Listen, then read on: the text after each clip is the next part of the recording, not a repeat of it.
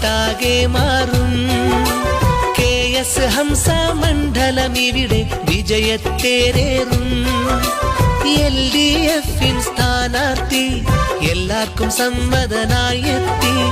ഒരു നവചരിതം തീർത്തിടുവാൻ വോട്ടേകിടുവിൻ നാട്ടാരെ.